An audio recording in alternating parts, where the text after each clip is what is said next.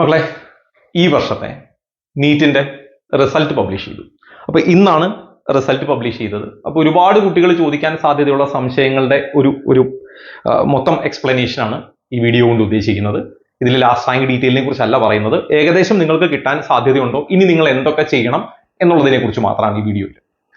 അപ്പോൾ അതിൽ ഞാൻ ജസ്റ്റ് ടൈറ്റിൽ മെൻഷൻ ചെയ്തിട്ടുണ്ട്, നീറ്റ് 2025 റിസൾട്ട് പബ്ലിഷ് ചെയ്തു. റിസൾട്ട് കിട്ടാത്ത കുട്ടികളുണ്ടെങ്കിൽ എന്ത് ചെയ്യുക, neet.nta.nic.in എന്നുള്ള സൈറ്റിൽ നീറ്റ് UG റിസൾട്ട് എന്നൊരു ലിങ്ക് ഉണ്ട്, അത് ക്ലിക്ക് ചെയ്യുക. ഈ ലിങ്ക് ഞാൻ ഓൾറെഡി കമ്മ്യൂണിറ്റിയിൽ പോസ്റ്റ് ചെയ്തിരുന്നു, നിങ്ങൾക്ക് അത് കിട്ടിയിട്ടുണ്ടാവും എന്ന് വിചാരിക്കുന്നു. ഓക്കെ, അപ്പൊ നിങ്ങൾക്ക് ആ ലിങ്കിലൂടെ വേണമെങ്കിലും എന്ത് ചെയ്യാം, ഈ റിസൾട്ട് എടുക്കാം. ഇനി അതിൽ പ്രത്യേകം ശ്രദ്ധിക്കുക, ടോട്ടൽ കാൻഡിഡേറ്റ്സ് അപ്പിയർഡ്, എത്ര കുട്ടികൾ ഓൾ ഇന്ത്യയിൽ അപ്പിയർ ചെയ്തു എന്ന് ചോദിച്ചാൽ ഇത് രജിസ്റ്റർ ചെയ്ത കുട്ടികളുടെ എണ്ണം അല്ല, എക്സാം എഴുതിയ കുട്ടികളുടെ എണ്ണമാണ് ഉദ്ദേശിക്കുന്നത്. അത് ഏകദേശം 22,09,318 കുട്ടികൾ ഓൾ ഇന്ത്യയിൽ, അതായത് നീറ്റ് എക്സാം എഴുതിയിട്ടുണ്ട്. അതിൽ എത്ര പേര് എലിജിബിൾ ആയി എന്ന് ചോദിച്ചാൽ 12,36,531 പേര് മാത്രമാണ് ക്വാളിഫൈ ആയിരിക്കുന്നത്. അത് ശ്രദ്ധിക്കുക. അപ്പിയർ ചെയ്തവരുടെയും ക്വാളിഫൈ ചെയ്തവരുടെയും എണ്ണം ഞാൻ പറഞ്ഞിട്ടുണ്ട്. ഇനി എലിജിബിലിറ്റി, ഒരുപാട് കുട്ടികൾ ചോദിക്കുന്നതാണ്, കട്ട് ഓഫ് അഥവാ എലിജിബിലിറ്റി എത്രയാണ്? ഈ എലിജിബിലിറ്റി അല്ലെങ്കിൽ കട്ട് ഓഫ് എന്ന് ഉദ്ദേശിക്കുന്നത് 50% 50% പേര് ക്രോസ് ചെയ്ത മാർക്കിനെയാണ്. ഇപ്പൊ ഒരു അൺറിസർവ്ഡ് അല്ലെങ്കിൽ EWS കാറ്റഗറിയിൽപ്പെട്ട ഒരു കുട്ടിക്ക് 144 മാർക്ക് ഉണ്ടെങ്കിൽ നിങ്ങൾക്ക് ഓപ്ഷൻ കൊടുക്കാം. MBBS അല്ലെങ്കിൽ അതുപോലുള്ള കോഴ്സുകൾക്ക് എലിജിബിൾ ആണ്, കിട്ടണമെന്ന് അർത്ഥമില്ല, എലിജിബിൾ ആണ്, നിങ്ങൾക്ക് അപ്ലൈ ചെയ്യാം. 144 തുടങ്ങി 686 മാർക്ക് വരെയുള്ള കുട്ടികൾക്കാണ്. അതായത് 686 ആണ് ഈ പ്രാവശ്യത്തെ ഫസ്റ്റ് റാങ്ക് എന്ന് ഓർക്കുക. കഴിഞ്ഞ വർഷങ്ങളൊക്കെ 720 ആയിരുന്നെങ്കിൽ ഇപ്രാവശ്യം 686 ആണ് ഫസ്റ്റ് റാങ്ക്.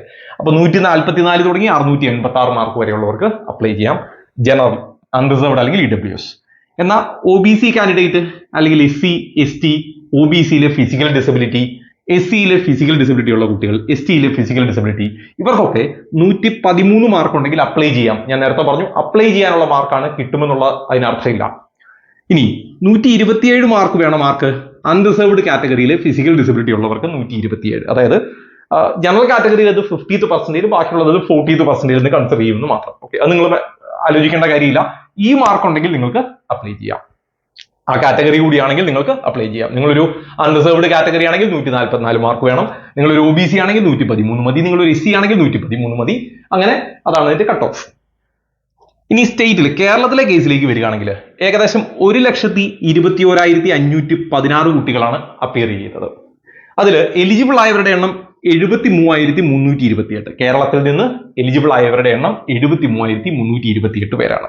അതിൽ തന്നെ Kerala topper all India rank 109 ആണ് ഓൾ ഇന്ത്യ റാങ്ക്. അതായത് ആദ്യ 100-ൽ കേരളത്തിൽ നിന്ന് ഒരു കുട്ടി പോലും വന്നിട്ടില്ല. 109 ആണ് കേരളത്തിലെ ഫസ്റ്റ് റാങ്ക്.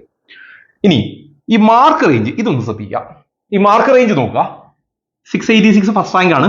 651 തുടങ്ങി 686 മാർക്ക് വരുന്ന 73 കുട്ടികളേ ഉള്ളൂ. എന്നാൽ നേരെ തിരിച്ച് 601 തുടങ്ങി 650 വരെ 1259 പേരുണ്ട്. 551 തുടങ്ങി 600 വരെ 10,658. ഏകദേശം ഈ 551 മേലെയുള്ള എല്ലാ കുട്ടികൾക്കും തന്നെ എന്തായാലും ഏതെങ്കിലും ഒരു സീറ്റ് കിട്ടും. അതിനർത്ഥം ഇവിടുന്ന് അല്ല, അതിന് താഴേക്കും പോകും. 501 തുടങ്ങി 550 വരെയുള്ള 39,521. അപ്പൊ ഈ 501-ൽ താഴെയാണ് നിങ്ങളുടെ മാർക്കെങ്കിൽ, നിങ്ങളൊരു അൺറിസർവ്ഡ് കാറ്റഗറി, സ്പെഷ്യൽ റിസർവേഷൻസ് ഒന്നും ഇല്ലെങ്കിൽ നിങ്ങൾക്ക് ഒരു MBBS കിട്ടാനുള്ള സാധ്യതയില്ല. നേരെ തിരിച്ച് നിങ്ങൾക്ക് ഇതിലേക്ക് പോവാം, മറ്റ് കോഴ്സുകൾക്ക്, ഹോമിയോ, യുനാനി, സിദ്ധ, അങ്ങനെ ഒരുപാട് കോഴ്സുകൾ, BDS, നഴ്സിംഗ് പോലുള്ള ഒരുപാട് കോഴ്സുകളുണ്ട്, അതൊക്കെ കിട്ടാം. അപ്പോ നേരെ ഗതി നമ്മളിപ്പോ സാധാരണ പറയുകയാണെങ്കിൽ ഓൾ ഇന്ത്യയിൽ ഒരു 15,000 നിങ്ങളുടെ ഓൾ ഇന്ത്യ റാങ്ക് 15,000 ആണെങ്കിൽ നിങ്ങൾക്ക് ഓൾ ഇന്ത്യയിൽ എവിടെയെങ്കിലും കിട്ടും. അപ്പൊ ചോദിക്കും, കഴിഞ്ഞ പ്രാവശ്യം 25,000 വരെ പോയല്ലോ. അതിനൊരു റീസൺ എന്താണെന്ന് ചോദിച്ചാൽ, ഇപ്പൊ ഉദാഹരണത്തിന് കേരളത്തിൽ ഇപ്പൊ 109ാമത്തെ റാങ്ക് കിട്ടിയ കുട്ടി, ഈ കുട്ടി ഓൾ ഇന്ത്യയുടെ സീറ്റ് എടുക്കുന്നില്ല എന്ന് തീരുമാനിക്കുക.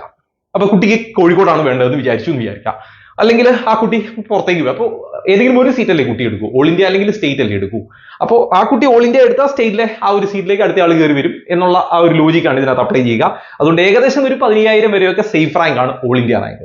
ഓൾ ഇന്ത്യയിൽ എവിടെയെങ്കിലും കിട്ടും. സ്റ്റേറ്റിൻ്റെത് വന്നിട്ടില്ല, സ്റ്റേറ്റിൻ്റെത് വരുമ്പോൾ നമ്മൾ അതിന്റെ ഡീറ്റെയിൽ പറയും. അപ്പോൾ ഈ 15,000 ആണ് നിങ്ങളുടെ ഓൾ ഇന്ത്യ റാങ്കെങ്കിൽ, അതായത് ഞാൻ പറഞ്ഞത് ഈ 559-ൽ താഴെ, 551-ൽ താഴെ ഇപ്പൊ ഒരു 540 കിട്ടിയ കുട്ടി, ആളുടെ റാങ്ക് 15,000 ആണെങ്കിൽ ആള് സേഫ് ആണ്, എവിടെയെങ്കിലും ഒക്കെ ആയിട്ട് കിട്ടും. അപ്പോൾ ഓപ്ഷൻ വെക്കുമ്പോൾ നിങ്ങൾ ശ്രദ്ധിക്കണം. അപ്പോൾ ഓപ്ഷൻ വെക്കുമ്പോൾ നിങ്ങൾ മാക്സിമം ഓപ്ഷൻസ് വെക്കുക, അല്ലാതെ നിങ്ങൾക്ക് ആഗ്രഹമുള്ള കോളേജ് മാത്രം വെച്ചാൽ പോരാ. എവിടെയെങ്കിലും കിട്ടിയാൽ പോകുമെന്നൊക്കെ നിങ്ങൾ തയ്യാറായാൽ നിങ്ങൾക്ക് ഒരു പരിധി വരെയൊക്കെ കിട്ടും. ഈ 15,000 എന്നുള്ളത് ചിലപ്പോൾ ഒരു 25,000 27,000 വരെയൊക്കെ പോയി കൂടായികയില്ല. അത് ഡിപ്പെൻഡ് ആണ്. ഞാൻ പറഞ്ഞത് 15,000 കൊണ്ട് ക്ലോസ് ആവുമെന്നല്ല ഉദ്ദേശിച്ചത്.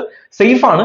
അതൊരു 27,000 വരെയൊക്കെ ചിലപ്പോൾ പോയേക്കാം. അത് നമ്മുടെ ഭാഗ്യവും നമ്മുടെ മുമ്പുള്ള റാങ്കിൽ മേലെ നിൽക്കുന്നവരുടെ തീരുമാനങ്ങളും ഒക്കെയാണ്. അപ്പൊ അതുകൊണ്ട് അത് ശ്രദ്ധിക്കുക. അപ്പൊ ഏകദേശം ഒരു ധാരണ കിട്ടാൻ വേണ്ടിയാണ് ഈ പറഞ്ഞത്. ഇനി അവിടെ വേറൊരു കാറ്റഗറി ഒരു കണ്ടീഷൻ കൂടി നോക്കുക. 50,000 റാങ്ക് കിട്ടിയ കുട്ടിക്ക് കിട്ടിയത് 502 മാർക്കാണ്. അപ്പൊ ഈ 502 മാർക്ക് കിട്ടിയ കുട്ടിയുടെ ഓൾ ഇന്ത്യ റാങ്ക് 50,000 ആണ്. അവിടെ വരെ ഒരു ജനറൽ കാറ്റഗറി ആണെങ്കിൽ സീറ്റ് പോകാൻ സാധ്യത കുറവാണ്. എന്നാൽ ഈ 50,000 കിട്ടിയ ഒരു SC കുട്ടിയോ അല്ലെങ്കിൽ ST കാൻഡിഡേറ്റോ ഒക്കെ ആണെങ്കിൽ കിട്ടുകയും ചെയ്യും. ഓക്കെ, അതും ശ്രദ്ധിക്കുക. അപ്പൊ ഞാൻ നേരത്തെ പറഞ്ഞത് ഈ പറയുന്ന റാങ്കുകളൊക്കെ general rank, all India rank എന്ന് ഞാൻ പറഞ്ഞതെല്ലാം തന്നെ കാറ്റഗറി റാങ്ക് അല്ല, open rank. All India rank general rank എന്നാണ് ഉദ്ദേശിച്ചത്. ഇതാണ് ഈ വർഷത്തെ 2025 മാർക്ക് അടിസ്ഥാനമാക്കിയുള്ള ഒരു സ്റ്റാറ്റിസ്റ്റിക്സ് എന്ന് പറയും. ഇനി അടുത്തത്, ഈ റിസൾട്ട് വന്നതിന് ശേഷം അല്ലെങ്കിൽ നീറ്റിന്റെ റിസൾട്ട് വന്നതിന് ശേഷം ഇനി എന്താണ് ചെയ്യേണ്ടത് എന്നുള്ളതിനെ കുറിച്ച് കൂടി ഓർമ്മിപ്പിക്കാം. കൗൺസിലിംഗ് പ്രൊസീജിയർ, അതായത് റാങ്ക് വന്നതിന് ശേഷം ഇനി നിങ്ങൾ അല്ലെങ്കിൽ ഇനി തുടങ്ങേണ്ടത് ഓൾ ഇന്ത്യയുടെ കൗൺസിലിങ്ങും സ്റ്റേറ്റിന്റെ കൗൺസിലിങ്ങുമാണ്. ഇതിൽ ഓൾ ഇന്ത്യയുടെ കൗൺസിലിംഗ് mcc.nic.in എന്നുള്ള സൈറ്റിൽ വരും. സ്റ്റേറ്റിൻ്റെത് CE കേരളയിലാണ്. അപ്പൊ ഇതിൽ നമ്മൾ ചെയ്യേണ്ടത്, സ്റ്റേറ്റിൽ നമ്മൾ നമ്മുടെ സ്കോർ കാർഡ് ഒക്കെ അപ്ലോഡ് ചെയ്ത് അല്ലെങ്കിൽ വെരിഫൈ ചെയ്തിട്ട് നമ്മുടെ സ്റ്റേറ്റ് റാങ്ക് അവിടെ പ്രൊഡ്യൂസ് ആവണം. സ്റ്റേറ്റ് റാങ്ക് തയ്യാറാവണം. അത് ഇതുവരെ തയ്യാറായിട്ടില്ല. അപ്പൊ ഈ സ്റ്റേറ്റ് റാങ്ക് തയ്യാറാക്കിയതിന് ശേഷമാണ് കൗൺസിലിംഗ്. ഓൾ ഇന്ത്യയിലെ ഈ ഓൾ ഇന്ത്യ റാങ്ക് വെച്ചിട്ട് വേറെ പ്രത്യേകിച്ചൊന്നും ചെയ്യേണ്ട, നമ്മൾ ഓപ്ഷൻ കൊടുത്താൽ മതി. അപ്പൊ ഈ രണ്ട് കേസിലും അവരുടെ അപ്ഡേറ്റ് വരുമ്പോൾ, അതായത് കൗൺസിലിംഗ് പ്രൊസീജിയർ സ്റ്റാർട്ട് ചെയ്യുമ്പോൾ നിങ്ങൾ എന്ത് ചെയ്യണം, ഓരോ സ്റ്റെപ്പിലും എന്തൊക്കെ ചെയ്യണം, എന്തൊക്കെയാണ് ശ്രദ്ധിക്കേണ്ടത്, നിങ്ങൾ ചെയ്യേണ്ട കാര്യങ്ങൾ എന്തൊക്കെയാണ്, എങ്ങനെയാണ് ഓപ്ഷൻ കൊടുക്കേണ്ടത്, ഇതിന്റെ എല്ലാ ഡീറ്റെയിലും നമ്മൾ എന്ത് ചെയ്യും, നമ്മുടെ കമ്മ്യൂണിറ്റിയിൽ അപ്ഡേറ്റ് ചെയ്തുകൊണ്ടേയിരിക്കും. ഞാൻ ഓൾറെഡി എല്ലാ വീഡിയോയിലും പറഞ്ഞതുപോലെ കമ്മ്യൂണിറ്റിയുടെ ലിങ്ക് ഞാൻ കമന്റ് ബോക്സിൽ പിൻ ചെയ്തിട്ടുണ്ട്. അത് ഫ്രീ കമ്മ്യൂണിറ്റി ആണ്. നിങ്ങൾ ജോയിൻ ചെയ്യുന്ന കമ്മ്യൂണിറ്റി ഫ്രീ കമ്മ്യൂണിറ്റി ആണ്. അതിലേക്ക് നിങ്ങൾക്ക് ഓഡിയോ ആയിട്ടും വീഡിയോ ആയിട്ടും ഒക്കെ അപ്ഡേറ്റുകൾ തരും. അപ്പൊ ഇതിന്റെ രണ്ടിന്റെയും അപ്ഡേറ്റുകൾ സമയാസമയങ്ങളിൽ തരും. ഇപ്പൊ സ്റ്റാർട്ട് ആയിട്ടില്ല. ഈ ഓൾ ഇന്ത്യ കൗൺസിലിംഗ് വഴിയാണ് ഓൾ ഇന്ത്യ കോട്ടയിലെ സീറ്റുകൾ ഫില്ല് ചെയ്യുക. അതായത് എയിംസിന്റെ 100% സീറ്റ്, AFMCയുടെ സീറ്റ്, ESI കോട്ട സീറ്റ്, അതുപോലെ എല്ലാ സംസ്ഥാനങ്ങളിലെയും 15% സീറ്റ് ഒക്കെ ഫില്ല് ചെയ്യുക ഈ ഓൾ ഇന്ത്യ കോട്ട വഴിയാണ്. ഏതൊക്കെ കോഴ്സുകൾക്ക്? MBBS, BDS, BSc nursing. എല്ലായിടത്തും BSc നഴ്സിംഗ് അല്ല, ചില കോളേജുകളിലെ മാത്രം BSc നഴ്സിംഗ്. അതുപോലെ മിലിറ്ററി നഴ്സിംഗ് ഒക്കെ ഇതുവഴിയാണ് നടക്കുക.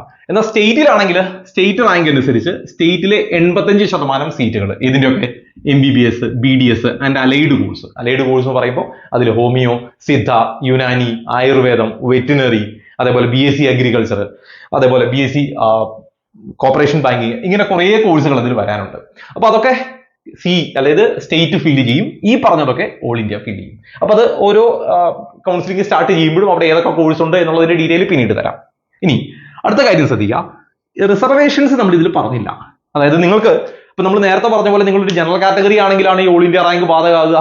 ഇപ്പൊ നിങ്ങൾക്ക് സ്പെഷ്യൽ റിസർവേഷൻ, നിങ്ങൾക്ക് സ്പോർട്സ് കോട്ടയുണ്ട്, അല്ലെങ്കിൽ ഇപ്പോൾ ഡിഫൻസ് സർവീസിന്റെ കോട്ടയുണ്ട്, അതല്ലെങ്കിൽ നിങ്ങൾ SC കമ്മ്യൂണിറ്റിയാണ്, അല്ലെങ്കിൽ OEC കമ്മ്യൂണിറ്റിയാണ്, അതൊക്കെ അനുസരിച്ച് റാങ്കിൽ ചെറിയ ചെറിയ വേരിയേഷൻ വരും.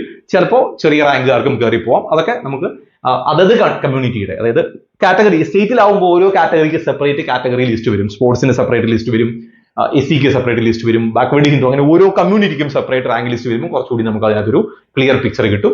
അതും ഞാൻ ആ സമയത്ത് അപ്ലോഡ് ചെയ്യാം. അപ്പൊ ആ റിസർവേഷൻസ് നമ്മൾ ഇതിൽ പറഞ്ഞിട്ടില്ല. റിസർവേഷൻ ഉണ്ടെങ്കിൽ നിങ്ങൾക്ക് കുറച്ചുകൂടി അത് സഹായകരമാവും. ഇനി ഓൾ ഇന്ത്യയിലെ ആയുഷ് കൗൺസിലിംഗ്, ആയുർവേദം, യോഗ, യുനാനി, സിദ്ധ പോലുള്ള കൗൺസിലിംഗ് വേറൊരു കൗൺസിലിംഗ് സൈറ്റ് വഴിയാണ്, MCC വഴിയല്ല. അതും ഞാൻ പിന്നീട് അപ്ഡേറ്റ് ചെയ്യും. അതുപോലെ VCI, veterinary council of India, അതുവഴിയുള്ളത് വേറെ വരാനുണ്ട്. അതുപോലെ ജിപ്മറിന്റെ നേഴ്സിംഗ് ആൻഡ് പാരാമെഡിക്കൽ വേറെ വരാനുണ്ട്. ഇതൊക്കെ ഈ ഓൾ ഇന്ത്യ റാങ്ക് വെച്ചിട്ടാണ്. ഈ രണ്ട് കൗൺസിലിംഗ് വഴിയല്ല, അതൊക്കെ സെപ്പറേറ്റ് ആണ്. ഞാൻ ഈ പറഞ്ഞത് MBBS, BDS മെയിൻ ആയിട്ട്. ഈ ജിപ്മറിലെ nursing, veterinary counselling, AYUSH, MNS ഒക്കെ ഇനി വരാനുണ്ട്. അപ്പൊ ഇതൊക്കെ വരുന്ന മുറയ്ക്ക് വീണ്ടും അപ്ഡേറ്റ് ചെയ്യാം. അപ്പൊ നിങ്ങൾക്ക് ഇത്രയും ഓപ്ഷൻസ് ഉണ്ടെന്ന് ആലോചിക്കുക. അപ്പൊ ആദ്യം ഞാൻ ആദ്യ സെഷനിൽ ബോർഡിൽ പറഞ്ഞതുപോലെ ആ റാങ്ക് ആണ് നിങ്ങളുടേതെങ്കിൽ നിങ്ങൾക്ക് MBBS ഉറപ്പിക്കാമെങ്കിൽ നിങ്ങളുടെ ഫസ്റ്റ് ഓപ്ഷൻ MBBS ആണ്. അപ്പൊ നമ്മൾ പറഞ്ഞ റാങ്കിൽ ഏകദേശം ഒരു മാർജിനിലോ അല്ലെങ്കിൽ സാധ്യത കുറവോ ആണെങ്കിൽ നിങ്ങൾ MBBS ഫസ്റ്റ് ഓപ്ഷൻ വെച്ചോളൂ. നിങ്ങളുടെ സെക്കൻഡ് ഓപ്ഷൻ ഏതാണ് നിങ്ങൾ ആലോചിച്ച് വെക്കുക. അപ്പൊ MBBS കിട്ടുന്നില്ല എങ്കിൽ അപ്പൊ നിങ്ങൾക്ക് ചിലപ്പോൾ റിപ്പീറ്റ് ചെയ്യാൻ പോകാൻ തയ്യാറായിട്ടുണ്ട്. അപ്പൊ നിങ്ങൾക്ക് വേണേൽ റിപ്പീറ്റിംഗിലേക്ക് കടക്കാം. ഇനി അതല്ലെങ്കിൽ BDS കിട്ടിയാൽ കൊള്ളാം, ഓക്കെ, നമുക്ക് അടുത്ത ഓപ്ഷനിലേക്ക് പോവാം. അതല്ല മിലിറ്ററി നഴ്സിംഗ്, അങ്ങനെ നിങ്ങൾക്ക് ഓപ്ഷൻസ് തയ്യാറാക്കാൻ വേണ്ടിയാണ് ഇപ്പൊ ഞാൻ ഈ വീഡിയോ പറഞ്ഞത് അല്ലെങ്കിൽ വീഡിയോ ചെയ്തത്.